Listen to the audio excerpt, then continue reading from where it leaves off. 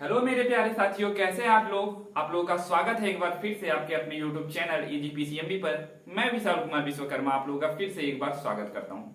जैसा कि दोस्तों हमने पिछले वीडियो में पढ़ लिया है कि पॉलिनोमियल को कैसे सॉल्व करेंगे, यानी पूरा पॉलिनोमियल का जो चैप्टर है हमारा वह क्लियरली कॉन्सेप्चुअली एकदम खत्म हो चुका है। अगर आप लोग उसे देखना चाहते हैं उसे आसानी से हमारे इस यूट्यूब चैनल पे जाकर सर्च करके देख सकते हैं, क्योंकि वह चैप्टर इस तरीके से पढ़ाया गया है कि अगर आप एनसीईआरटी बोर्ड से हो, क्लास 10th में हो, तो क्लास 10th में आने वाले मैक्सिमम क्वेश्चंस जो पॉलिनोमियल से होंगे आप लोगों को एकदम आएंगे। आप लोग उन्हें परीक्षा में एकदम पूरे पूरे नंबर करके आओगे और आप लोगों का कोई भी क्वेश्चन फंसेगा नहीं, क्योंकि उसमें हर एक कॉन्सेप्ट को बताया गया है।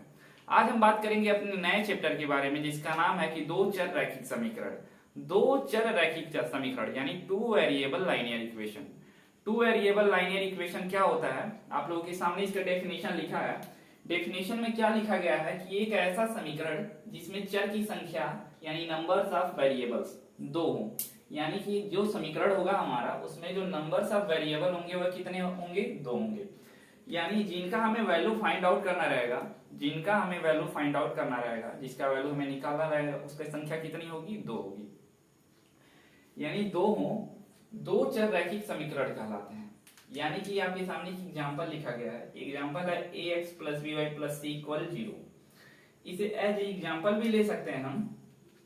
और यह हमारे दो चर रैखिक समीकरण का क्या होता है, व्यापक समीकरण होता है। दो चर रैखिक समीकरण का क्या होता है, व्यापक समीकरण होता है। व्यापक समीकरण क्या होता है, व्यापक समीकरण वह समीकरण होता है जिससे हम तुलना करते हैं। किसकी तुलना करते हैं, जो हमारा रैखिक समीकरण दिया रहेगा। अगर आपके सामने दो चर रैखिक समीकरण दिया है तो उसका तुलना आप इससे कम करके क्या क्या निकाल सकते हो, a की वैल्यू निकाल सकते हो, जो हमारा रियल नंबर यानी फैक्टर ऑफ x का जो गुणनखंड है a, इसे निकाल सकते हो। y का गुणनखंड आप b भी निकाल सकते हो, जो b का कंपैरिजन आप लोग करोगे। कांस्टेंट अपना c भी निकाल सकते हो, जिसे रियल नंबर ही कहेंगे। तो ये सब हमारे आप लोगों को समझ में आ गए होंगे कि हमारे स्टैंडर्ड इक्वेशन क्या होता है, दो चर रैखिक समीकरण का ax + by + c = 0 होता है। a b c are real numbers, यानी a b c क्या है, हमारी वास्तविक संख्याएं हैं। वास्तविक संख्याएं क्या होती हैं, जिन्हें हम नंबर लाइन पे क्या करें, डिनोट कर दें। नंबर लाइन जो होता है उसे हम उस पे क्लियरली डिनोट कर दें, उसे वास्तविक संख्याएं कहते हैं। जैसे 1 2 3 4 5 6 -1 -2 -3 -4, ये सब हमारी क्या होती हैं, वास्तविक संख्याएं होती हैं। x एंड y इसमें हमारे क्या है, वेरिएबल है। पहला वेरिएबल क्या है, x है, दूसरा वेरिएबल हमारा y है। पहला वेरिएबल x है, दूसरा वेरिएबल y है, यानी दो वेरिएबल हुए कि नहीं। यानी कि हम इस इक्वेशन को सॉल्व करेंगे तो हमें इसमें दो वेरिएबल जो x एंड y है इसका दो वैल्यू हमें मिलेगा। एक x का वैल्यू मिलेगा, एक y का वैल्यू मिलेगा, जिसकी वजह से हम इसे टू वेरिएबल लाइनियर इक्वेशन, दो चर रैखिक समीकरण कहते हैं। दो चर रैखिक समीकरण किस लिए कहते हैं, आई थिंक आप लोग को समझ में आ गया होगा। हम इसे एग्जांपल से समझने का कोशिश करते हैं। एग्जांपल से समझने का कोशिश का क्या मतलब होता है, जैसे कि आप लोग एक बाजार में जाते हो आप लोग, और 2 रुपए प्रति किलोग्राम की दर से आप लोग क्या लेते हो, आलू लेते हो।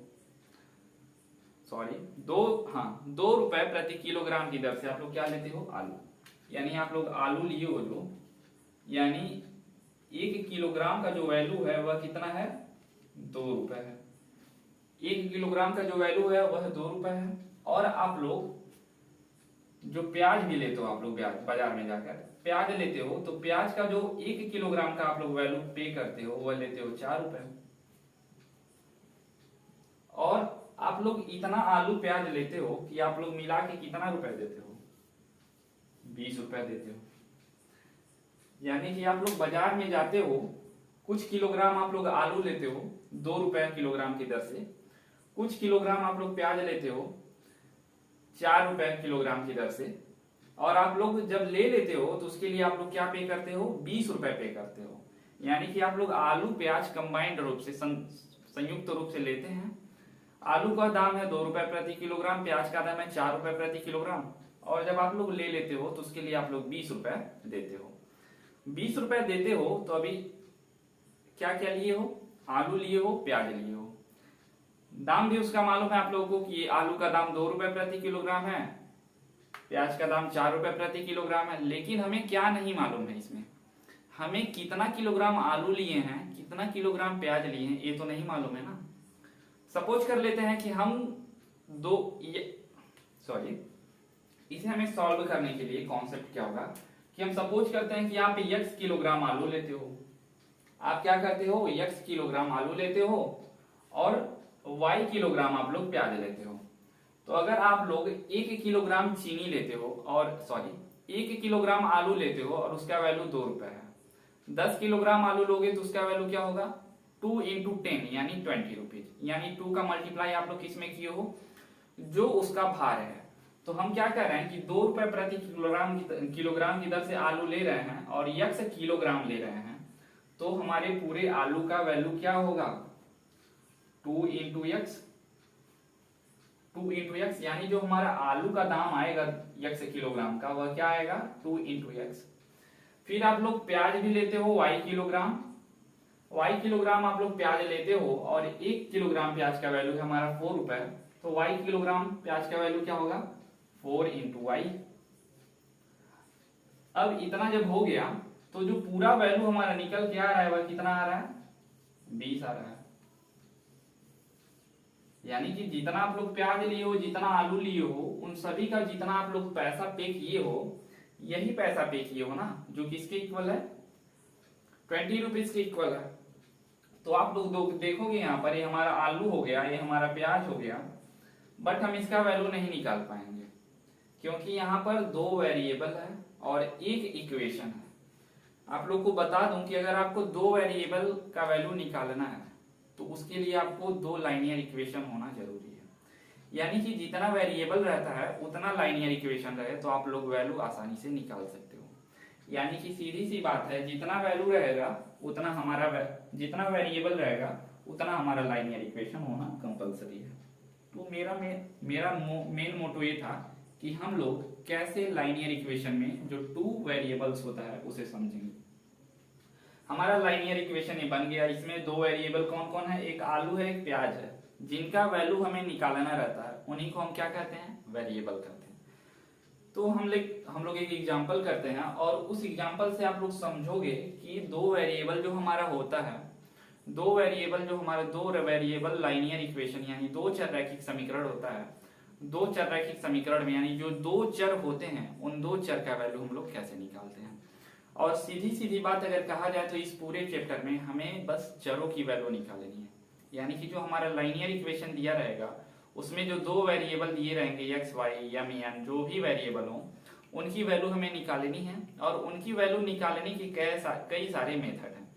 कई सारे मेथड का मतलब आगे हम लोग पढ़ेंगे ही, लेकिन वेरिएबल मतलब देखा जाए तो मुख्य रूप से कैसे क्वेश्चंस बनाए जाते हैं, इबारती क्वेश्चंस जो होते हैं, जैसा कि मैंने बोला कि 2 किलोग्राम प्याज, 4 किलोग्राम आलू, इस टाइप्स के क्वेश्चन आपको एग्जाम में दे दिए जाएंगे। जहां पर कोई आपको लाइनियर इक्वेशन नहीं दिया रहेगा तो आप उस क्वेश्चन से लाइनियर इक्वेशन को कैसे बनाओगे, उस लाइनियर इक्वेशन को बनाने के बाद कैसे सॉल्व करोगे, आज की वीडियो में हम यही देखेंगे।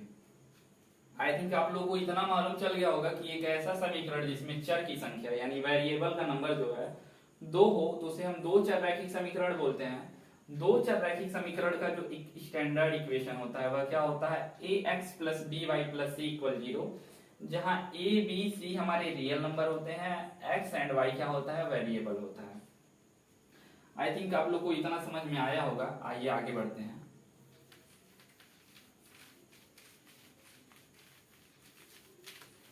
आप लोगों को मैंने एक बात बोली है कि जितना लाइनियर इक्वेशन रहेगा उसमें उतना ही वेरिएबल रहेगा। यानी कि अगर आप लोग किसी इक्वेशन को सॉल्व कर रहे हो, इसमें 2 वेरिएबल है, तो जितने वेरिएबल होते हैं हमें उतने ही इक्वेशंस यानी कि समीकरण की आवश्यकता होती है। यानी कि अगर हमारे वेरिएबल की संख्या 2 है तो हम लोग 2 इक्वेशन चूज करेंगे। 2 इक्वेशन देना पड़ेगा, 2 इक्वेशन या बनाएंगे। 2 इक्वेशन बनाने के बाद ही आप 2 वेरिएबल का वैल्यू निकाल सकते हो। अभी आप लोग को एक बात और बतानी है कि जो हमारा समीकरण होता है, ये आपका एक समीकरण होता है y = mx + c, यानी कि एक ऐसा इक्वेशन जिसमें वेरिएबल हमारा y भी हो, वेरिएबल हमारा c भी हो और इनके साथ साथ हमारा क्या हो, वेरिएबल हमारा x भी हो और उनके साथ साथ एक कांस्टेंट कांस्टेंट हो तो उसे हम कौन सा समीकरण बोलते हैं? उसे हम बोलते हैं रेखा का समीकरण। उसे हम रेखा का समीकरण बोलते हैं। यानी कि अगर आपका कोई इक्वेशन ऐसा दिया है जिसमें x का भी टर्म हो, y का भी टर्म हो, c का यानी कांस्टेंट का भी टर्म हो, तो वह इन ऑल कंडीशन, सभी शर्तों पर वह क्या होगा?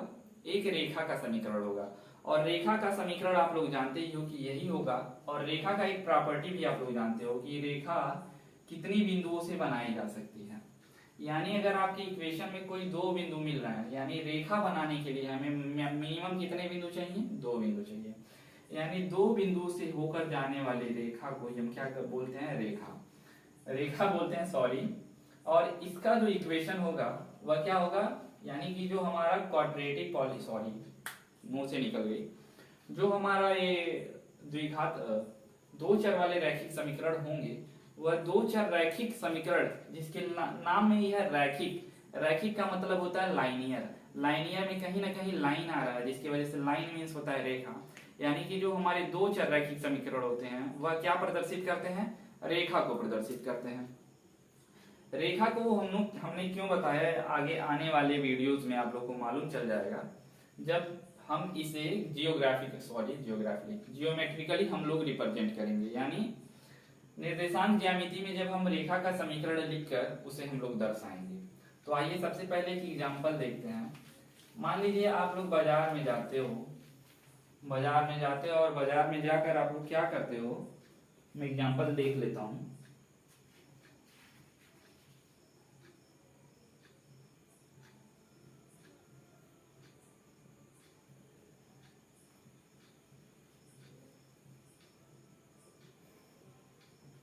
सॉरी, वीडियो थोड़ा सा लेट हो गया। मैं एग्जांपल देख रहा हूँ। एग्जांपल है आपके सामने, दो एग्जांपल है, एक ही एग्जांपल है। हमारा एग्जांपल है, मैंने आप लोगों को यहाँ पर नोट में बताया है कि जितने हमारे वेरिएबल होंगे, यानी जितने हमारे चर होंगे, हमें कितने इक्वेशंस की आवश्यकता पड़ेगी? उतने ही इक्वेशन की आवश्यकता पड़ेगी। यानी कि हमारा दो चर रैखिक समीकरण है, यानी इसमें दो चर है, तो हमें दो इक्वेशन यानी दो समीकरण की आवश्यकता पड़ेगी। तो यानी कि हमें अगर कोई इक्वेशन दिया है जिसमें x एंड y हमारे वेरिएबल हैं, तो x एंड y की वैल्यू हमें फाइंड आउट करने के लिए क्या करना पड़ेगा? दो इक्वेशन बनाना पड़ेगा। अगर इक्वेशन बना सकते हैं तो बना लीजिए, अगर ये भारतीय क्वेश्चन है तो आप लोग बना लोगे। लेकिन अगर इक्वेशन दिया रहेगा तो किसी भी कंडीशन में अगर आप x का वैल्यू निकालना चाहते हो, y का वैल्यू निकालना चाहते हो, तो इन दो वैल्यू के लिए दो इक्वेशन देना कंपलसरी है। जैसे कि आपके सामने एक एग्जांपल दिया गया है कि y equal 1/2x, y equal 1/2x, और दूसरा एग्जांपल दिया गया है, पहला समीकरण हमारा ये है और दूसरा समीकरण दिया है हमारा 3x + 4y equal 20। 3x + 4y equal 20, दूसरा इक्वेशन हमारा ये है। हमारे दो इक्वेशन आपके सामने दिए गए हैं। दो इक्वेशन क्यों दिए गए हैं? एक टोटल एक क्वेश्चन है, यानी दो इक्वेशन मिला के एक क्वेश्चन बनता है, और इसमें हमारे x एंड y का वैल्यू फाइंड आउट करना है। x एंड y का वैल्यू हमें फाइंड आउट करना है। अगर आप लोगों का इबारती टाइप से क्वेश्चन दिया गया रहता तो इसका कुछ एक अलग ही सेंटेंसेस लिखा गया रहता, और उस सेंटेंस की सहायता से आप इस इक्वेशन को बनाते। अगर आप यहाँ पर x को रबड़ मान ले रहे हो, या x को आलू मान ले रहे हो, आलू मान लो, और y को प्याज मान ले रहे हो, x को आलू y को प्याज मान रहे हो, तो आप लोग इसे ऐसे बोल सकते हो कि मैं बाजार में गया और मैंने जितने किलोग्राम आलू खरीदा, यानी मैंने x किलोग्राम आलू खरीदा, उसके आधे भाग यानी x/2 यानी उसका आधा मैंने प्याज खरीदा। यानी कि मैंने जो प्याज खरीदा वह कितना खरीदा? जितना हमने आलू खरीदा था उसका आधा खरीदा। एक इक्वेशन आपका ऐसे बन गया। फिर मैंने क्या बोला कि मैंने 3 रुपए प्रति किलोग्राम की दर से आलू खरीदा और 4 रुपए प्रति किलोग्राम की दर से प्याज खरीदा, और मैं 20 रुपया दिया। यानी कि आप लोग x किलोग्राम आलू खरीदे और कितने किलोग्राम रुपए की दर से खरीदे? 4 रुपए प्रति किलोग्राम की दर से खरीदे। तो 4 रुपए प्रति किलोग्राम की दर से आप x किलोग्राम आलू खरीद रहे हो, तो पूरे आलू का मूल्य कितना होगा? 4x होगा ना, यानी x किलोग्राम आलू का मूल्य 4x होगा। फिर मैं कह रहा हूं कि मैंने आलू जो खरीदा 3 रुपए प्रति किलोग्राम की दर से खरीदा, और फिर मैंने जो प्याज खरीदा वह मैंने खरीदा 4 रुपए प्रति किलोग्राम की दर से। तो आप 1 किलोग्राम प्याज खरीद रहे हो 4 रुपए में, तो y किलोग्राम प्याज कितने में खरीदोगे? 4y में खरीदोगे ना। और इनका जो वैल्यू आ रहा है, यानी प्याज का जितना दाम आ गया, आलू का जितना दाम आ गया, इन दोनों का दाम आप लोग जब, यानी इसका जो परचेजिंग कॉस्ट प्राइस आप कॉस्ट प्राइस जो आप लोग देखोगे वह किसके इक्वल है, यानी कि इतना खरीदने के बाद मैंने दुकानदार को 20 रुपए दे दिए, यानी आलू प्याज खरीदने के बाद मैंने दुकानदार को कितना रुपए दिया? 20 रुपए दिया। यानी इस टाइप से आप क्वेश्चंस बना सकते हो। यानी यह इक्वेशन दिया है तो हमने इक्वेशन के जरिए, मैंने इबारती क्वेश्चन बोला है, एक सेंटेंस के रूप में क्वेश्चंस बताया है। अगर सेंटेंस के रूप में क्वेश्चन दिया रहेगा तो आप लोग उसे इक्वेशन में चेंज करके कैसे सॉल्व करोगे, आज इसके बारे में भी हम लोग बात करेंगे। तो आई थिंक आप लोग को समझ में आ गया होगा। इस आलू प्याज को मिटा दीजिए। ये हमारा एक इक्वेशन है, दूसरा इक्वेशन है। हमें सॉल्व क्या करना है इसको, कि x एंड y का वैल्यू हमें फाइंड आउट करना है। x एंड y का वैल्यू फाइंड आउट करना है तो सबसे पहले तो इसे हम सिखाएंगे आप लोगों को कि आप इसे निर्देशांक ज्यामिति यानी कोऑर्डिनेट पर कैसे रिप्रेजेंट करोगे। कोऑर्डिनेट पर कैसे रिप्रेजेंट करोगे, इसके लिए हम इक्वेशन 1 को लेते हैं। इक्वेशन 1 को लेते हैं तो इक्वेशन 1 हमारा क्या है, y इक्वल 1/2x, यानी इसमें दो वेरिएबल आ रहे हैं, एक y आ रहा है, एक x आ रहा है। तो आप लोग एक बॉक्स बनाओगे या तालिका बनाओगे। तालिका आप लोग कैसे बनाओगे, इस तरीके से बनाओगे। यहाँ पर दो वेरिएबल हैं x और y, तो यहाँ पर मैं x ले रहा हूँ, यहाँ पर y ले रहा हूँ। सॉरी,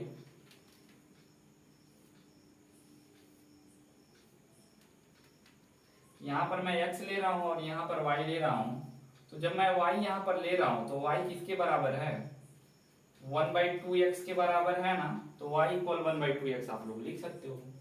फिर मैं क्या कर रहा हूँ कि अगर मैं x का वैल्यू इस इक्वेशन में 0 रखता हूँ, यानी अगर मैं x का वैल्यू क्या रखता हूँ, 0, x का वैल्यू मैंने क्या रख दिया, 0, तो y का वैल्यू क्या निकलेगा, तो y इक्वल 1/2 इंटू 0, x की जगह आप क्या रखोगे, 1/2 इंटू 0, तो 2 से 0 में जब आप लोग डिवाइड करोगे तो आंसर हमारा क्या आएगा, y का वैल्यू हमारा क्या निकला, 0 निकला। लेकिन जब मैं y का वैल्यू 0 रख रहा हूँ, तो y का वैल्यू जब मैं 0 रख रहा हूँ तो x का भी वैल्यू हमारा क्या निकल के आ रहा है, 0। मैंने इसको आप लोगों को बस समझाने के लिए बताया, यानी कि हमारा यह जो रेखा होगा वह कहाँ से जाएगा, x और y का हमारा कोऑर्डिनेट क्या मिल रहा है, 0, 0 मिल रहा है। यानी कि अगर आप लोग एक कोऑर्डिनेट बनाओगे तो ये जो मूल बिंदु होता है जिसे हम लोग सेंटर बोलते हैं, हमारी रेखा वहीं से जाएगी, सेंटर से जाएगी। मेरी तो कहीं और से चलेगी। यानी कि जो हमारा कोऑर्डिनेट होगा वो हमारी जो रेखा होगी वह कहाँ से जाएगी, ये जो रेखा है ये हमारी मूल बिंदु से जाएगी। क्योंकि यहाँ पर मूल बिंदु पर x एंड y, जब भी हम कोऑर्डिनेट लिखते हैं तो इसे हम कोऑर्डिनेट में पढ़ेंगे, बट आप लोगों को बता दे रहे हैं कि जब हम लोग कोऑर्डिनेट निर्देशांक लिखते हैं तो हम हमेशा पहले x का टर्म में लिखते हैं, फिर y का टर्म में लिखते हैं। यानी x एक्सिस पे जो वैल्यू रहती है उसे लिखते हैं, फिर y एक्सिस पे जो वैल्यू रहती है उसे हम लिखते हैं। यानी 0, 0, यहाँ पर x की वैल्यू 0 है, y की वैल्यू 0 है, इस कंडीशन में भी 0 ही 0 है। तो आई थिंक आप लोग को इतना समझ में आ गया होगा कि हम कैसे इसे रिप्रेजेंट करेंगे। फिर हम दूसरा इक्वेशन जब लेंगे,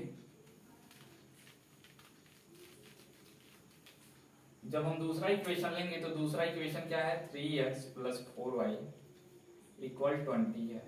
3x + 4y = 20 है, तो इसे हम निर्देशांक ज्यामिति में डिनोट करने के लिए एक तालिका बनाएंगे।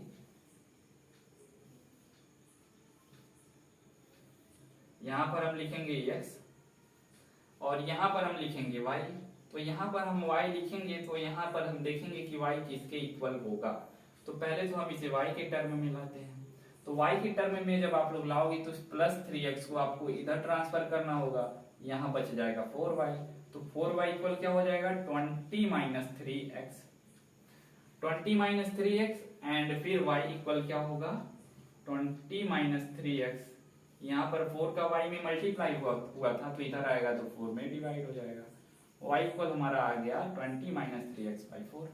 यानी हम यहाँ पर y लेंगे और y इक्वल क्या है, 20 - 3x बाई 4। आई होप आप लोग को इतना समझ में आ गया होगा। जब मैं x की वैल्यू 0 रख रहा हूं, यानी कि मैंने क्या रख दिया, x की वैल्यू 0 रख दी, तो जब मैंने x की वैल्यू 0 रख दी तो आप देखोगे y की वैल्यू क्या निकल के आ रही है। तो 20 माइनस 3 इंटू एक्स की वैल्यू 0 अपॉन 4, तो y इक्वल आ गया हमारा 20 माइनस 3 0 अपॉन 4। 4 से आप अब 20 में से आप लोग 0 घटाओगे तो कोई फर्क नहीं पड़ेगा, तो मैं इसे डायरेक्ट कर रहा हूँ। यहाँ पर 20 ही रहेगा और 4 से जब 20 में भाग दोगे तो y की वैल्यू हमारी आएगी 5। तो आप यहाँ y की वैल्यू क्या रख सकते हो, 5 रख सकते हो। यानी जब हम x की वैल्यू 0 रख रहे हैं तो हमारे y की वैल्यू क्या आ रही है, 5 आ रही है। मैंने एक बार x की वैल्यू 0 रखा तो हमारे यहाँ पर कोऑर्डिनेट क्या मिल गया, x, y की वैल्यू क्या मिल गई, 0, 5। यानी हमेशा हम पहले x लिखते हैं फिर y लिखते हैं, तो 0, 5 निकल गया हमारा। फिर मैंने x की वैल्यू 0 रखा, मैं क्या करूं अब दूसरी बार y की वैल्यू 0 रख रहा हूं। यहाँ पर y की वैल्यू मैंने 0 रख दिया। जब मैंने y की वैल्यू 0 रख दिया तो आप लोग यहाँ से आप क्या निकालोगे सॉरी, x की वैल्यू आप लोग निकालोगे। तो y इक्वल मैंने क्या रखा, 0। तो 0 किसके इक्वल है, 20 माइनस 3x, 20 माइनस 3x बटे 4। क्रॉस मल्टीप्लीकेशन तिर्यक गुणा जब आप लोग करोगे तो 20 माइनस 3x बराबर 0 होगा। 4 का 0 में मल्टीप्लाई करोगे तो 0 होगा। अब इस माइनस 3x को आप इधर ट्रांसफर कर दोगे तो यह इधर हो जाएगा प्लस 3x और यहाँ पर 20 हमारा अकेले बच जाएगा, सिंगल एकदम। फिर आप लोग x की वैल्यू निकालोगे तो यहाँ पर 3 का मल्टीप्लाई x में हुआ है, इधर आएगा तो भाग हो जाएगा, तो x इक्वल 20 बटे 3। आई थिंक आप लोग को इतना समझ में आ गया होगा कि जब हम लोग y की वैल्यू 0 रख रहे हैं तो x की वैल्यू हमारी क्या निकल के आ रही है, 20 बटे 3, 20 बटे 3 आ रही है। अब इस इक्वेशन का हमारा कोऑर्डिनेट क्या मिला है, यहाँ पर 0, 0 मिला है, यहाँ पर भी 0, 0 मिला है, हमारा यहाँ पर 0, 5 मिला है, और यहाँ पर क्या मिला है, पहले x की वैल्यू लिखते हैं ना, तो 20 बटे 3 y की वैल्यू 0 मिली है। अब आप लोग इसे एक कोऑर्डिनेट बनाएंगे, एक निर्देशांक ज्यामिति बनाएंगे और उस पर रिप्रेजेंट करेंगे। सबसे पहले हम एक निर्देशांक ज्यामिति बनाते हैं, छोटा सा बनाएंगे आप लोगों को समझाने के लिए। ये हमारा निर्देशांक ज्यामिति है। निर्देशांक ज्यामिति में यह पहला हमारा खाना होता है प्रथम चतुर्थांश, जिसे बोलते हैं first coordinate, second coordinate, third coordinate, fourth coordinate. यानी प्रथम, द्वितीय, तृतीय, चतुर्थ कोऑर्डिनेट, चतुर्थांश हम लोग बोलते हैं। अब मैं क्या कर रहा हूँ, इस पे लाइनिंग कर दे रहा हूँ। मैं क्या कर रहा हूँ, इस पे एक 5 के टर्म में कर रहा हूँ। 5, 5 10, 5 3 15, 5 4 20, 5 5 25, यानी 5 10 15 20 25। इधर हम लोग जाते हैं तो इधर का हमारा क्या होता है, पॉजिटिव होता है। राइट साइड हमारा पॉजिटिव होता है एक्स एक्सिस पे। ये हमारा कौन सा एक्सिस है, ये हमारा कौन सा एक्सिस है, एक्स एक्सिस, जिसे हम लोग बोलते हैं एक्स अक्ष। जो हमारी हॉरिजॉन्टल लाइन रहती है, पड़ी रेखा रहती है, पड़ी का मतलब लेटी हुई रेखा जो रहती है, उसे हम लोग बोलते हैं हॉरिजॉन्टल लाइन यानी एक्स एक्सिस। जो हमारी खड़ी हुई रेखा रहती है, यानी जिसे हम लोग बोलते हैं वर्टिकल एक्सिस। वर्टिकल एक्सिस को हम लोग क्या बोलते हैं, वाई अक्ष बोलते हैं, वाई अक्ष या वाई एक्सिस। हम वाई एक्सिस पे जब ऊपर जाते हैं तो क्या होता है, पॉजिटिव होता है, यानी धनात्मक होता है। जैसे एक्स एक्सिस पे सेंटर जो हमारा होता है, मूल बिंदु जो होता है, centre of point, centre of point से जब हम राइट साइड जाते हैं एक्स एक्सिस पे तो पॉजिटिव होता है, और मूल बिंदु से जब हम लोग इधर आते हैं, बाएं तरफ आते हैं, तो हमारा जो वैल्यू होता है वह क्या होता है, निगेटिव होता है। सेंटर ऑफ पॉइंट से जब हम लोग वाई एक्सिस पे ऊपर जाते हैं, तो वाई एक्सिस पे जब ऊपर जाएंगे तो वाई का जो वैल्यू आएगा वह हमारा धनात्मक आएगा, और जब हम लोग नीचे आते हैं तो वाई की वैल्यू हमारी क्या आती है, ऋणात्मक। आप लोग देख रहे हो कि पहला जो हमारा रेखा है वह क्या है, 0, 0 है, यानी कि 0, 0, यानी x एंड y का वैल्यू 0 कहां पर होता है, x एंड y का वैल्यू 0, 0 हमेशा हमारा मूल बिंदु पर होता है, जिसका निर्देशांक होता है 0, 0। मूल बिंदु का निर्देशांक हमारा हो गया।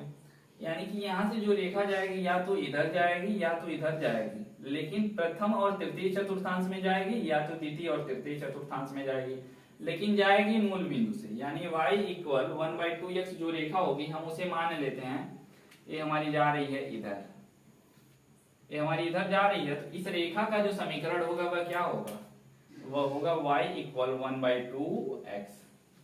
तो y इक्वल 1/2x हमारा मूल बिंदु से जा रहा है, तो हम उसे मूल बिंदु से जाने वाली रेखा का समीकरण लिख देंगे।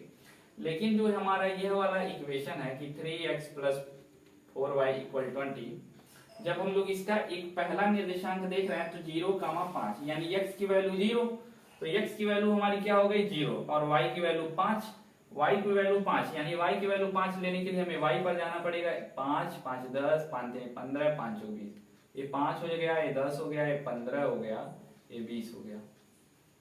यानी x की वैल्यू 0 और y की वैल्यू कितनी है हमारी, y की वैल्यू हमारी कितनी है 5 है। यानी x की वैल्यू 0 और y की वैल्यू 5, हमारा पहला बिंदु मिल गया यहाँ पर। पहला बिंदु हमारा मिल गया यहाँ पर। जैसा कि मैंने आप लोगों को बताया है कि कोऑर्डिनेट ज्योमेट्री में जब आप लोग रेखा खींचते हो तो रेखा खींचने के लिए मिनिमम हमें कितने पॉइंट चाहिए, 2 पॉइंट चाहिए। जो मूल बिंदु से रेखा जाती है वो उसकी संख्या अनंत हो सकती है, यानी कि वह मूल बिंदु से कहीं भी जा सकती है, इधर इधर इधर इधर इधर इधर, जिसका समीकरण y इक्वल होता है x, y इक्वल ±x होता है, -+x होता है, जो भी होता है। तो हमारा पहला बिंदु निकल गया है। और दूसरा बिंदु क्या है, x का वैल्यू हमारा 20/3 है। 20/3 का क्या मतलब होगा, 20 में जब आप लोग 3 से डिवाइड करोगे तो कितनी बार में जाएगा, 3 6 18, 3 6 18 का मतलब 2, यहाँ पर फिर पॉइंट लगा के आप लोग 0 बढ़ाओगे, यानी 6.67 आप लोग का आंसर आएगा। यानी y का वैल्यू हमारा क्या है, x का वैल्यू क्या है 6.67। आप लोग देखोगे कि यहाँ हमारा 5 आ रहा है और यहाँ 10 आ रहा है, तो यहाँ पर 6 हमारा कहीं होगा बीच में। मान लेते हैं हम 6 यहाँ पर हमारा यहाँ पर है। जब आप लोग इसे ग्राफ पे रिप्रेजेंट करोगे तो आप लोग को बहुत अच्छा क्लियर रिस्पॉन्स मिलेगा। हम इस बिंदु को मान लेते हैं कि इसका जो निर्देशांक है वह x का जो वैल्यू है वह हमारा 20/3 है और y का वैल्यू हमारा क्या है 0, यानी y का वैल्यू हम 0 है तो ऊपर चढ़ेंगे ही नहीं, 0 तो हमारा यही हो गया ना y। तो x का वैल्यू जब मिलेगा तो हम लोग इधर जाएंगे या इधर जाएंगे, y का वैल्यू जब मिलेगा तो या तो ऊपर जाएंगे या तो नीचे। जब y का वैल्यू हमारा 0 मिल रहा है तो इस बिंदु से हम ना ऊपर जाएंगे ना नीचे, यानी यहीं रुकेंगे। फिर x का वैल्यू हमारा 20/3 मिल रहा है तो यानी हम इधर जाएंगे तो पॉजिटिव है तो हम लोग जाहिर सी बात इधर जाएंगे तो हमारा यहाँ पर वैल्यू मिल जाएगा। फिर हमें 2 बिंदु मिल गए, पहला बिंदु ये हो गया, दूसरा बिंदु ये हो गया, इसकी सहायता से और फिर आप लोग इसे खींचोगे तो एक इक्वेशन बनेगा। सॉरी मैंने गलत लाइन खींच दिया।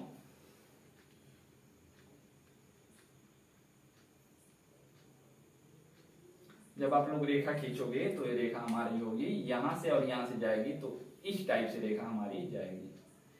अब आप देख रहे हो कि जो दो इक्वेशन हमारे दिए गए थे, y equal 1/2x 3x + 4y = 20, इसके हमें 2 इक्वेशन मिल रहे हैं, 2 रेखा समीकरण मिल रहे हैं। यानी कि यह जो हमारा समीकरण मिला है, यह जो हमारी रेखा मिली है, इसका समीकरण क्या होगा 3x + 4y = 20। यानी ये हमारी दोनों रेखाएं कहां पर काट रही हैं, एक ऐसा बिंदु है यहां पर हम लोग काट रहे हैं। जब आप लोग इस बिंदु का निर्देशांक देखोगे अपने ग्राफ पेपर में, इसे सॉल्व करोगे, इस बिंदु का निर्देशांक जब आप लोग देखोगे तो वही जो वैल्यू होगी जो x की और y की वैल्यू दिखाएगी, यहाँ पर x एंड y की कुछ वैल्यू दिखाएगी ना, यहाँ पर जो हमारा रेखा कट कर रहा है, तो वही x एंड y की वैल्यू हमारा क्या दिखाएगा, इसमें और इसमें x एंड y की वैल्यू दिखाएगी। तो आप इसे ग्राफिकल ज्योमेट्रिकल सॉल्व करके आप लोग x एंड y यानी जहां पर एक दूसरे को कट करेगा, एक दूसरे को प्रतिच्छेदित करेगा, उस बिंदु का निर्देशांक ही हमारे वेरिएबल का वैल्यू होता है। यानी अब इस बिंदु पर काटेगा तो एक x का वैल्यू फाइंड आउट होगा और एक y का वैल्यू फाइंड आउट होगा। x का वैल्यू जो फाइंड आउट होगा वह हमारा x वेरिएबल का वैल्यू हो जाएगा और y का वैल्यू जो फाइंड आउट होगा वह हमारे y वेरिएबल का वैल्यू हो जाएगा।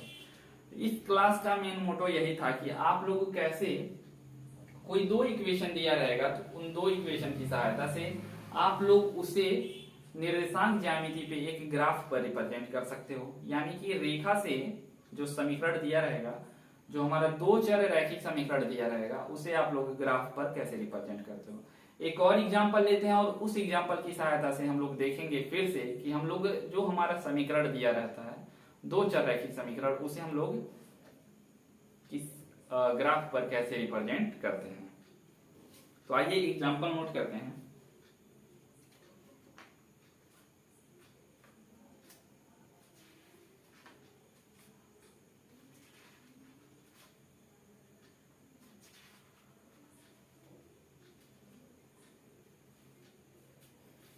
आपके सामने इसको हम इरेज करते हैं। आप लोग स्क्रीनशॉट ले लिए होंगे इतने टाइम में। हम लोग जो नया एग्जाम्पल देखेंगे उस एग्जाम्पल में थोड़ा सा हार्ड कैलकुलेशन हो सकता है, बट आप लोग उससे डरिएगा नहीं, क्योंकि कोई भी कैलकुलेशन हार्ड नहीं होता है अगर उसे आप लोग अच्छी तरीके से कर रहे हैं।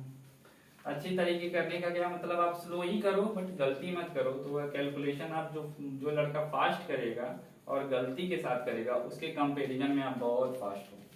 बहुत फास्ट का मतलब जब आप लोग देखते हो कि किसी एग्जाम में बैठे हो, जल्दी जल्दी करने का कोशिश करते हो और जल्दी जल्दी करने के दौरान आप लोगों का वो सॉल्व हो जाता है, गलत हो जाता है क्वेश्चन, और फिर आप उसे दोबारा जब री अटेम्प्ट करते हो तो आप क्वेश्चन ज़्यादा टाइम ले लेता है comparison to a slow boy which is that is doing is sorry जो अपना कॉपी क्या कर रहा है, धीरे धीरे कर रहा है, अच्छे तरीके से कर रहा है, तो उसका जो होता है बढ़िया होता है आपके कंपेरिजन में। तो मैंने दूसरा इक्वेशन जो ले लिया है, जो दूसरा क्वेश्चन लिया है, क्वेश्चन नंबर 2 नंबर डालते हैं अगर, तो उसमें जो पहला इक्वेशन है 5x minus 8y plus 1 equal 0 है। 5x minus 8y plus 1 equal 0, ये हमारा कौन सा है, पहला समीकरण है। इसे हम पहला समीकरण ले लेते हैं। और दूसरा देखो, इसमें एक वेरिएबल हमारा x है, दूसरा वेरिएबल हमारा y है, यानी कि दो वेरिएबल है। तो दो वेरिएबल हमें फाइंड आउट करने के लिए कितने इक्वेशन की आवश्यकता पड़ेगी, दो इक्वेशन की। तो पहला इक्वेशन दे दिया है, दूसरा इक्वेशन क्या दिया है, 3x माइनस 24 बटे 5y, 3x माइनस 24 बटे 5y प्लस 3/5 प्लस 3/5 इक्वल 0। तो मैं इसे अभी दूसरा इक्वेशन ना डिनोट करके मैं इसे सॉल्व करता हूँ। सॉल्व कैसे करते हैं, सबसे पहले जो y है हमारा हमेशा हमारा किस में रहेगा, न्यूमरेटर में रहेगा। मैंने छोटा लिख दिया, न्यूमरेटर में रहेगा। आप क्या करो, जो डिनोमिनेटर में उसका एलसीएम ले लो। इसका बटे के रूप में कुछ नहीं है, डिनोमिनेटर कुछ नहीं है, तो आप लोग इसका डिनोमिनेटर 1 लेकर 1 5 5 का आप लोग क्या करोगे, एलसीएम लोगे। 1 and 5 का जब आप लोग एलसीएम लोगे तो एलसीएम हमारा क्या आएगा, 5 ही आएगा, क्योंकि ये ऑलरेडी 1 है और 1 5 सिंगल 5 से 1 and 1 टाइम्स में कट जाएगा, जिसकी वजह से हमारा एलसीएम क्या आएगा दोस्तों, 5 आएगा। आई थिंक आप लोग को इतना आता होगा। अगर आप लोग को इतना भी नहीं आता है तो मैं एक और वीडियो बनाऊंगा कि फ्रैक्शन का addition and subtraction, multiplication and division कैसे करते हैं। आप लोग उसे जरूर सपोर्ट करिएगा, देखिएगा, आप लोग का कॉन्सेप्ट क्लियर हो जाएगा। जैसा कि 1 5 and 5 का एलसीएम लोगे तो आप लोग 5 आएगा। 1 से 5 में मल्टीप्लाई डिवाइड करोगे तो रिजल्ट हमारा 5 आएगा, और 5 से 3 में मल्टीप्लाई करोगे तो 15 इंटू एक्स हो जाएगा। 5 से 5 में डिवाइड करोगे तो रिजल्ट हमारा 1 आएगा, और 1 से 24 में मल्टीप्लाई करोगे तो -24y होगा, प्लस 5 से 5 में डिवाइड करोगे तो हमारा भागफल 1 आएगा, और उस भागफल का जब आप इस अंश में यानी 3 में गुणा करोगे तो 3 ही होगा। 1 का 3 में गुणा करोगे तो 3 ही ना होगा जी, बटे 1। क्रॉस मल्टीप्लीकेशन आप लोग कर दोगे जब, तो 15x minus 24y plus 3 equal 0।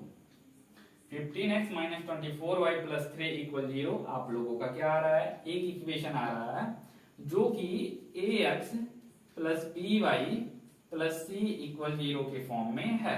यानी a की जगह हमारा 15 है, x तो है ही, b की जगह हमारा -24 है, y तो है ही, और c की जगह हमारा +3 आ रहा है। यानी कि हम पहले इस इक्वेशन को किसमें सॉल्व किए हैं, हमारा दो चर रैखिक समीकरण का जो स्टैंडर्ड इक्वेशन होता है ax plus by plus c equal 0 के फॉर्म में हम इसे क्या किए हैं, चेंज किए हैं। पहला इक्वेशन हमारा ऑलरेडी क्या था, चेंज था। यानी कि हम इस इक्वेशन को डायरेक्टली क्या लिख सकते हैं, 15x minus 24y plus 3 equal 0 लिख सकते हो ना। इसको इक्वेशन 2 मान लो आप लोग। फिर हम क्या करते हैं, इसे सॉल्व करते हैं। सॉल्व करते हैं, जगह आई थिंक कम पड़ रहा है क्या यार, जगह तो नहीं कम पड़ना चाहिए। हम पहले इक्वेशन को सॉल्व करते हैं फ्रॉम इक्वेशन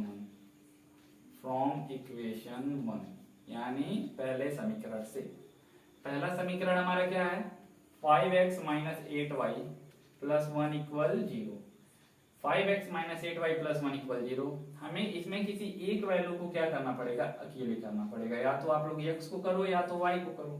मैं क्या कर रहा हूँ, आपको y का वैल्यू अकेले कर रहा हूँ। y का वैल्यू जब आप लोग अकेला करोगे, यानी कि y को आप एक तरफ रखो, बाकी सबको दूसरी तरफ कर दो। तो y को जब आप लोग एक तरफ करोगे तो सबसे पहले -8y को इधर ट्रांसफर कर दो। -8y को इधर ट्रांसफर करोगे तो ये हो जाएगा +8y में, प्लस हटा दो क्योंकि उतना तो जान ही रहे हो। इधर क्या बचेगा, 5x और +1 बच जाएगा। हमें क्या करना था, सिंगल y को ट्रांसफर करना था, बट यहाँ हमारा 8y आ गया, तो आप 8 को भी इधर ट्रांसफर कर दो ना। 8 यहाँ पर y के साथ मल्टीप्लाई हुआ है, यहाँ मल्टीप्लाई से जब इसका बिछड़ना होगा तो इधर आके भाग में हो जाएगा। तो 5x + 1 अपान 8 में हो जाएगा, इक्वल क्या होगा, y। आप लोग को इतना समझ में आया होगा। फिर हम एक तालिका बनाएंगे, तालिका का हमें टेबल, हाँ टेबल नहीं, इंग्लिश नहीं याद आ रहा था। ये हो गया आपका तालिका में हमें x एंड y की वैल्यू निकालनी है। तो यहाँ पर हम मान लेते हैं एक x हो गया, एक y हो गया। जब आप लोग यहाँ पर y लिखोगे तो y किसके इक्वल है, y इक्वल है 5x + 1/8 के, 5x + 1/8 के। अब हम क्या कर रहे हैं, अपने मर्जी से क्या करते हैं, एक बार x को 0 रखते हैं। एक बार x को जब आप लोग 0 रखोगे तो y का वैल्यू क्या निकल के आएगा, y इक्वल क्या आएगा, 5 × 0, 5 × 0 का वैल्यू 0 होगा, +1, तो 0 में +1 करोगे तो 1 होगा, बाई 8, यानी y का वैल्यू हमारा क्या निकल के आएगा, 1/8। आई थिंक आप लोगों को समझ में आ गया होगा। फिर हम क्या करते हैं, y का वैल्यू 0 रखते हैं। y का वैल्यू जब हम लोग 0 रखते हैं तो x का वैल्यू क्या निकल के आएगा, y का वैल्यू अगर आप लोग 0 रखते हो तो यहाँ पर 5x + 1 = 8/8, 8 का मल्टीप्लाई करोगे 0 हो जाएगा, यहाँ पर 5x + 1 हो जाएगा।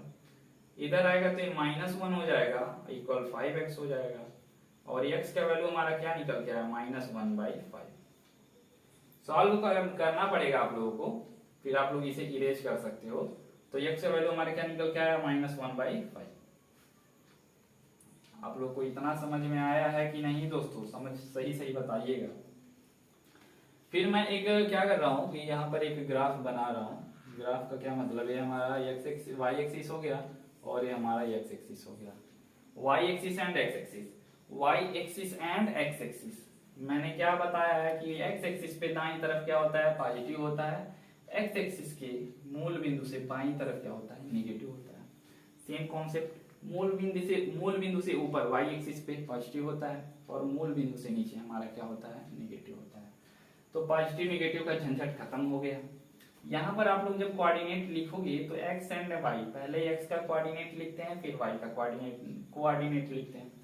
x का कोऑर्डिनेट हमारा क्या है, 0 है, y का कोऑर्डिनेट हमारा क्या है, 1/8, यानी 0, 1/8। जो हमारा कोऑर्डिनेट आया हुआ क्या आया, 0, 1/8। तो x का वैल्यू हमारा 0 है, x एंड y दोनों का वैल्यू 0 कहाँ होता है, मूल बिंदु पर। x का वैल्यू हमारा 0 हो गया, y का वैल्यू हमारा क्या निकल के आया, 1/8। तो सबसे पहले हम इसे क्या करेंगे, यहाँ पर हम लिखते हैं 1, यहाँ पर लिखते हैं 2, यहाँ पर लिखते हैं 3। ये हमारा +1 होगा, ये +2 होगा, ये +3 होगा। यहाँ पर हम लिखते हैं -1, -2, -3। अब ये जो 1 होता है इसे हम 10 भागों में तोड़ रहे हैं, 1 2 3 4 5 6 7 8 9 10। और जो हमारा x का वैल्यू 0 आया वो तो हो गया, y का वैल्यू क्या आया, 1/8। तो y का वैल्यू 1/8 पॉजिटिव में आ रहा है तो हमें ऊपर जाना पड़ेगा। यहाँ पर हम लेते हैं 1 +1, इसको भी 10 भागों में तोड़ दें, 1 2 3 4 5 6 7 8, 1 2 3 4 5 6 7 8 9 10, यानी हमारा यहाँ पर क्या आ गया, +1। तो x का वैल्यू हमारा 0 आ गया और y का वैल्यू 1/8 आया, यानी 1 जो होता है उसका 8वां भाग, हमारा ये पूरा 1 है, उसका 8वां भाग यहाँ पर होगा। आप लोग यहाँ पर पॉइंट आउट कर लो, यानी कि हमें एक बिंदु ये मिल गई, यानी कि जो हमारी रेखा जा रही है वो सीधी जा रही है ना, नहीं सॉरी गलत हो गया, पहला बिंदु हमें मिल गया। यहाँ जो बिंदु हमें मिला इसका कोऑर्डिनेट क्या है, 0, 1/8, 0, 1/8 है। हमें दूसरा कोऑर्डिनेट क्या मिला है, -1/5, -1/5 -1/5 x क्या है, ये x की वैल्यू है ना, ये x की वैल्यू है, यानी x के वैल्यू पे निगेटिव साइड हम लोग चलेंगे, यानी ऋणात्मक दिशा की तरफ, यानी जो ये होगा इसे हम 10 भागों में तोड़ दें, 1 2 3 4 5 6 7 8 9 10। तो एक भाग का पांचवा भाग हमें ऋणात्मक चलना है, तो एक भाग का पांचवा कौन सा होगा, पहला दूसरा तीसरा चौथा पांचवा, यानी यहाँ पर जो हमारा वैल्यू निकलेगा, x का वैल्यू हमारा ये निकल गया, y का वैल्यू 0 है तो यहाँ पर ये 0 होगा। हमें दो वैल्यू निकल के आ गए ना, आप लोगों को दिख रहे होंगे कौन कौन से वैल्यू निकल के आए। ए वैल्यू निकला, इसका निर्देशांक क्या है -1/5, यहाँ पर लिखेंगे हम -1/5 गामा 0, और इस बिंदु का निर्देशांक 0 गामा 1/8 है। हमें रेखा खींचने के लिए दो बिंदुओं की आवश्यकता होती है, दो बिंदु हमें मिल गए, फटाक से रेखा खींचेंगे। अबे भाई गलत हो गया, रेखा हमारा कैसे जाएगा, यहाँ से जाएगा। हमारा पहला रेखा खींचा गया, ये जो रेखा हम लोग खींचे हैं उसका समीकरण क्या है, सॉरी उसका समीकरण है 5x - 8y + 1 = 0। जो हम रेखा खींचे हैं उसका समीकरण हमें मालूम चल गया। हमारे पास एक दूसरा भी समीकरण है, दूसरा समीकरण क्या है, 15x - 24y + 3 = 0। 15x + 24y plus 15x - 24y + 3 = 0। हम क्या कर रहे हैं, इसका भी एक ग्राफ बना रहे हैं, इसका भी क्या बना रहे हैं, एक तालिका बना रहे हैं, टेबल बना रहे हैं। टेबल कैसे बनाएंगे, ऐसे बनाएंगे, क्या लिखेंगे, फॉर इक्वेशन 2, दूसरे समीकरण के लिए मैं इसे हाईलाइटेड कर दे रहा हूं, आप लोग को दिखेगा कहाँ क्या गुजरेगा। हमें x एंड y की वैल्यू फाइंड आउट करनी है, ठीक। यहां पर हम रखेंगे x, यहां पर रखेंगे y। अब इस इक्वेशन में जब आप लोग सॉल्व करोगे, यहाँ पर x की वैल्यू हम क्या रख रहे हैं, 0 रख रहे हैं। इसे आप लोग इस तरीके से y के मतलब सिंगल y के फॉर्म में लाओ या ना लाओ, या डायरेक्ट कर सकते हो तो कर लो, डायरेक्ट करिए बेटर रहेगा। कौन आप लोगों का क्या बचेगा, टाइम बचेगा। x की वैल्यू जब हम लोग 0 रख रहे हैं तो यानी 15 × x की वैल्यू 0 रख दे रहे हैं, तो -24y बच गया, y के यहाँ कुछ नहीं रख रहे हैं, +3 = 0 हो जाएगा। ये पूरी वैल्यू हमारी 0 हो जाएगी, -24 × y + 3 = 0। इसे आप लोग हटा भी दो तो कोई फर्क नहीं पड़ता, -24y + 3 = 0। +3 को इधर भेजोगे तो -24y = -3 हो जाएगा ना, +3 इधर जाएगा तो -3, माइनस से माइनस कैंसिल हो गया, तो y = क्या आया, y = 3/24 आएगा। 3 × 1 = 3, 3 × 8 = 24, यानी y की वैल्यू हमारी क्या है, 1/8। y की वैल्यू क्या है, 1/8। x जब 0 रख रहे हैं तो y की वैल्यू हमारी 1/8 आ रही है। हम इसे इरेज कर दे रहे हैं, आप लोग समझ लीजिएगा। x की वैल्यू जब हम लोग 0 रख रहे हैं तो y की वैल्यू +1/8 आ रही है। फिर मैं क्या कर रहा हूं, इसे इरेज कर रहा हूं। इरेज करने के बाद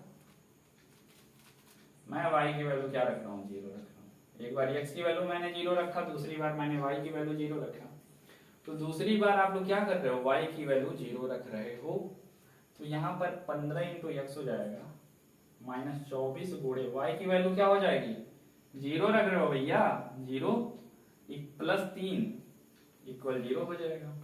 आप लोग देखोगे 15x - 24 का मल्टीप्लाई जब आप लोग 0 में करोगे तो कितना होगा, 240 होगा ना, तो आप लोग यहाँ 240 लिख दो, जो ऐसे लिखाता है, +3 = 0 हो जाएगा।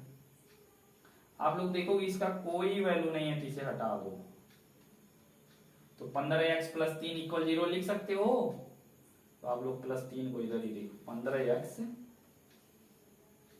+ 3 = 0।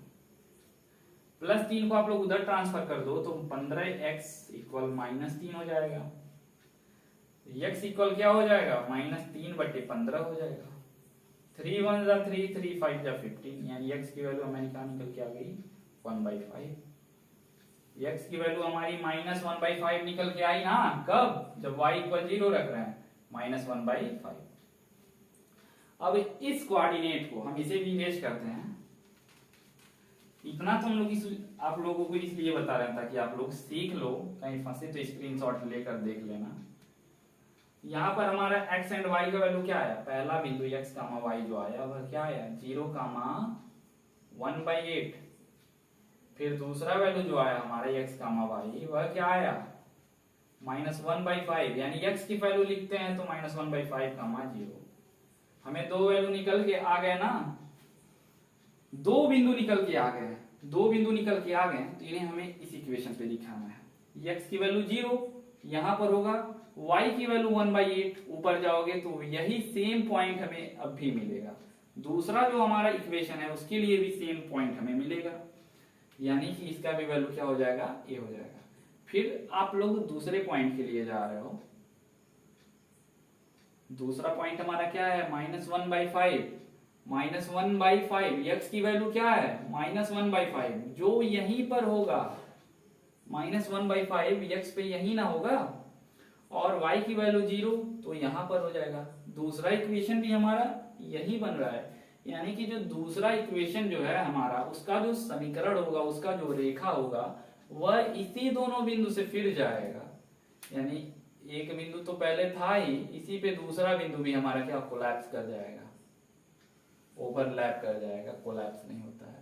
यानी जो हमारा दूसरा इक्वेशन होगा, ये तो पहला इक्वेशन था हमारा, जो हमारा दूसरा इक्वेशन जो होगा वह कौन सा होगा, वह होगा 15x - 24y + 3 = 0।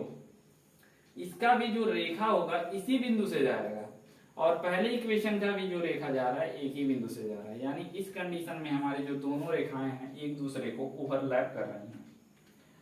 तो आई थिंक आप लोगों को इस वीडियो से एकदम समझ में आ गया होगा कि आप लोग अगर दो चर रैखिक समीकरण का दो इक्वेशन दिया गया हो और उन दोनों इक्वेशन को आप लोग सॉल्व करके उन्हें ग्राफिकली जियोमेट्रिकली रिप्रेजेंट करना चाहते हो, यानी निर्देशांक ज्यामिति पे आप उसे क्या करना चाहते हो, रिप्रेजेंट करना चाहते हो, तो कैसे रिप्रेजेंट करते हैं, x का वैल्यू 0 लेकर कैसे रिप्रेजेंट करते हैं, y का वैल्यू 0 लेकर कैसे रिप्रेजेंट करते हैं, दो बिंदु मिलता है हम उसे कैसे लिखते हैं। जैसे कि मैंने इन दोनों बिंदुओं को लिखा है, आई थिंक आप लोगों को बिंदु लिखने में थोड़ा थोड़ा दिक्कत हो रहा होगा। मैं एक बार फिर से इसे इरेज करके एक बार फिर से बता रहा हूं कि बिंदु को कैसे लिखा जाता है, कब, कोऑर्डिनेट ज्यामिति पर, निर्देशांक ज्यामिति में x, y के बिंदुओं को कैसे लिखा जाता है। अगर मैं आपको दे देता हूं तो आप लोग उसे बहुत आसानी से लिखोगे, कब, जब x का भी कोई वैल्यू हो और y का भी कोई वैल्यू दिया हो 0, 0 के अलावा। जैसे कि मैं दे रहा हूं, आपके पास एक निर्देशांक ज्यामिति है, ये है 1 2 3 4 5, 1 2 3 4 5, आपके पास 2, आप लोग इधर जा रहे होते +1 +2 +3 +4 +5, इधर जा रहे हो तो -1 -2 -3 -4 -5, क्योंकि आप लोग जानते हो कि x एक्सिस जो होता है, इस एक्सिस को क्या बोलते हैं हम लोग, x एक्सिस। एक्सिस मीन्स होता है x अक्ष है। x अक्ष किसे कहते हैं, जो लेटी हुई रेखा रहती है उसे हम लोग x अक्ष बोलते हैं, जो खड़ी हुई रेखा रहती है उसे हम लोग क्या बोलते हैं, y अक्ष। y अक्ष को हिंदी में क्या, इंग्लिश में क्या बोलते हैं, एक्सिस। आप लोग को समझ में आ गया होगा, इसे मिटा दिया हमने। तो जब हम लोग x अक्ष पे मूल बिंदु जो होता है उसका हमेशा कोऑर्डिनेट क्या होता है, 0, 0 होता है, इसे तो आप लोग रट ले लीजिएगा। तो मूल बिंदु से x एक्सिस पे दाहिनी तरफ हम लोग जब जाते हैं तो हमारा जो वैल्यू फाइंड आउट होता है वह कैसा फाइंड आउट होता है, पॉजिटिव होता है कि नेगेटिव होता है, तो जाहिर सी बात है कि क्या होगा, पॉजिटिव होगा। पॉजिटिव वैल्यू कब मिलेगा हमें x एक्सिस पे, मूल बिंदु से किधर जाएंगे तो मिलेगा हमें राइट साइड। राइट साइड जब हम लोग जाएंगे हमारा जो वैल्यू निकलेगा वह निकलेगा पॉजिटिव। जब हम लोग लेफ्ट साइड जाएंगे, मूल बिंदु से लेफ्ट साइड जाएंगे x एक्सिस पे, तो हमारा वैल्यू निकलेगा नेगेटिव। y एक्सिस पे मूल बिंदु से ऊपर जाएंगे तो हमारा वैल्यू निकलेगा पॉजिटिव, यहां मैं लिख दे रहा हूं एक बार, और मूल बिंदु से नीचे आओगे y एक्सिस पे तो नेगेटिव। इसे आप लोग याद कर लीजिएगा। मूल बिंदु का निर्देशांक हमेशा हमारा कितना होता है, 0, 0 होता है। मैं अगर आपको एक बिंदु दे रहा हूं x, y का जो वैल्यू मैं दे रहा हूं 4,6 दे रहा हूं। यहाँ पर 1 2 3 4 5 6, यानी ये +1 है, +2 है, +3 है, +4 है, +5 है, +6 है।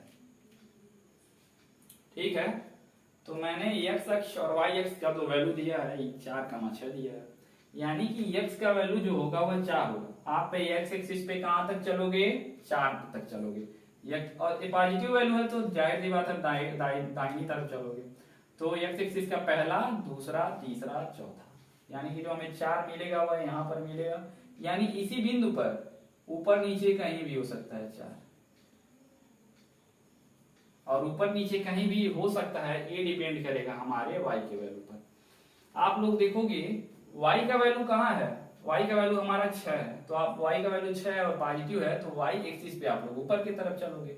तो 1 2 3 4 5 6 होगा, 6 होगा। तो ये जो 6 होगा हमारा, तो ये जो बिंदु 4,6 है, इस बिंदु से जाने वाली जो रेखा होगी पैरेलल लाइन, इसी पे कहीं न कहीं होगी, यानी आप लोग इसको ऐसे कर लो। अब आप लोग देखोगे कि ये जो 4 था, जो 4 से रेखा जा रही थी, ये जो 6 था, 6 से जो रेखा जा रही थी वह एक दूसरे को कहाँ कट कर रही है? यहाँ पर कट कर रही है ना। यानी कि मैंने जो पॉइंट दिया है आप लोगों को x, y 4,6, वह पॉइंट यहाँ पर होगा, यानी यह जो पॉइंट होगा उसका कोऑर्डिनेट क्या होगा? 4,6। इतना आप लोगों को समझ में आ गया होगा। अगर मैं इसकी जगह लिख देता -4,6, तो आप लोग क्या करते? x एक्सिस पे जाते, यानी x का वैल्यू हमारा क्या है? -4 है ना, तो 1 2 3 4, यानी ये जो -4 है इससे जाने वाली वर्टिकल रेखा जो होगी, और वह 6 है जो y एक्सिस पे पॉजिटिव, उससे जाने वाली हॉरिजॉन्टल रेखा एक दूसरे को जहां काटेगी, एक दूसरे को जहां काटेगी, वह वैल्यू हमारा क्या होगा? -4,6 का वैल्यू रिप्रेजेंट करेगा। आप लोगों को कोऑर्डिनेट लिखना आ गया होगा, यानी कि प्लस माइनस में दिया रहेगा तो आप लोग लिख लोगे। बट अगर मैं इसे लिख देता हूं कि 0,6 लिख दे रहा हूं, इसका मतलब x का वैल्यू हमारा क्या होगा?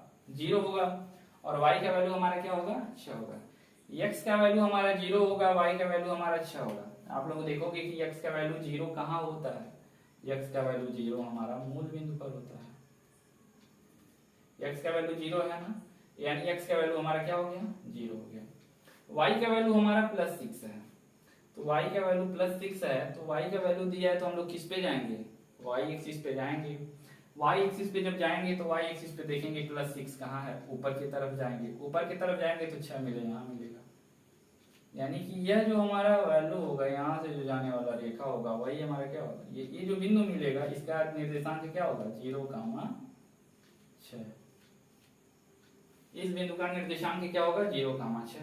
अगर मैं इसे सेम 6,0 लिख देता, 6,0 लिख देता, यानी x का वैल्यू हमारा क्या होगा? 6 होगा। आप लोग x के वैल्यू पे जाओगे 6 यहाँ पर मिलेगा आप लोग को।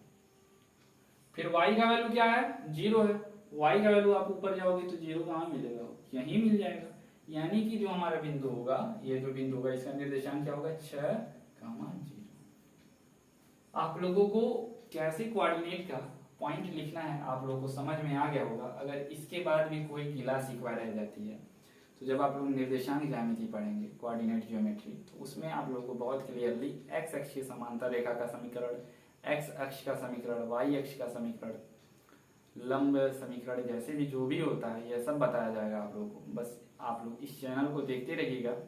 क्लास 10th में मैथ सब्जेक्ट में अच्छा मार्क्स लाने के लिए आप लोग रेगुलर हमारी वीडियोस को देखिए, लाइक करिए, शेयर करिए, सब्सक्राइब करिए, और अपने टैलेंट को, अपने नॉलेज को जो मैथ सब्जेक्ट में बढ़ाना चाहते हैं उसे बढ़ाइए। और आप लोगों को कोई दिक्कत नहीं होगी, ये हम आपको विश्वास दिलाते हैं अगर रेगुलर वीडियो आप लोग देखते हैं। क्लास 10th का रेगुलर वीडियो आप लोग देखते हैं मैथ का, तो चैनल को सब्सक्राइब कर लीजिएगा, बेल आइकन को दबाना मत भूलिएगा।